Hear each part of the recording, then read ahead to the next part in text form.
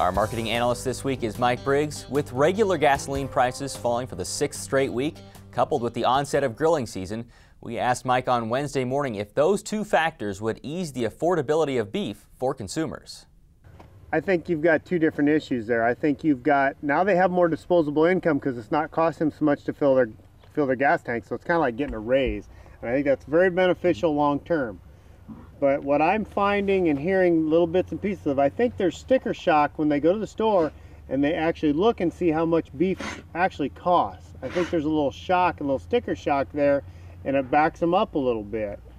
I don't think it chases them away. But I think a lot of what's been going on is you've seen, or I think, and the retailers picked up on this because he has such a good margin in hamburger, a lot of consumers don't look. They just grab and go. And then when they actually look, they're like, oh, this stuff's really gotten high compared to the last time I looked.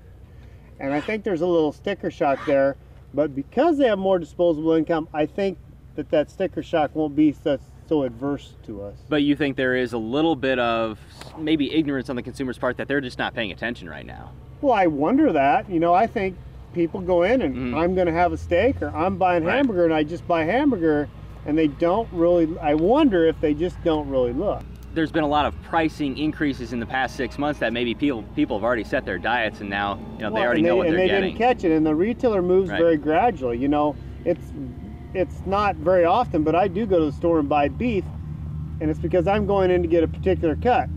I just grab.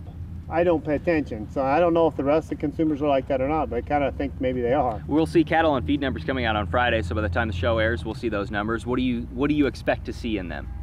Well, we talked before, I get really concerned because for months now we keep getting a cattle on feed number that's over 100%, and every month there's declining placements.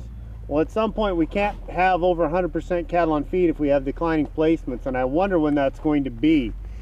When that point happens, that's going to be really interesting, because I still say there's going to come a point where we get really short on fat cattle.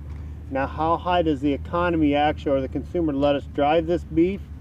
I don't know. I think export's going to be a big driver of that, but I think it's going to get pretty tight at some point, and it's got to happen one of these days. You can't continue to have declining placements and have above average numbers on feed. USDA said this morning that they expect exports to be down 6% year over year from last year. You agree with that? Or you're worried of the same, perhaps? I'm concerned of that a little bit, because primarily the strength in the dollar and some of the shines come off of some of the other economies. So maybe they don't have quite the income that they need to buy it, especially with the dollar. That, you know, that's been a policy of our government for quite a few years now, and it's worked, of having a cheap dollar. Well, with all the things going on in Europe, all of a sudden the dollar looks pretty stout. USDA also says that corn is going to yield 166 bushels per acre. How do you feel about that? Is that a smile? You know, that would be really fun from a standpoint of an ending price and how we could do things with it. I just would really like to get to the point where we're not struggling for corn, because I think between now and actual harvest, bushels are going to get tight, bushels are going to get expensive, and it's really going to be a struggle. So you do think that corn prices may continue to increase? I don't see how near term they can't. I think it's two totally different crops. You can't view them the same. New crops, new crop, old crops, old crop. Old crop supplies are tight, and they will remain so. Talk to me about quickly the difference in the margins here. Packers margins are improving, but feeders are still taking it? Cattle feeder margins are horrible. I had 1,100 cattle run by me the other day. Every single one of them loses over $100 a head. I don't know who's doing that. I don't know why you're doing it. I don't think there's that much up in this market. If there is, yay for everybody.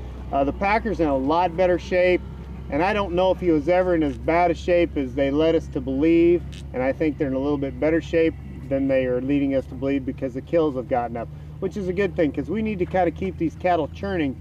Because of the really nice weather we've had all year, even though our slaughter numbers are down, our production is not down because the cattle are so much larger.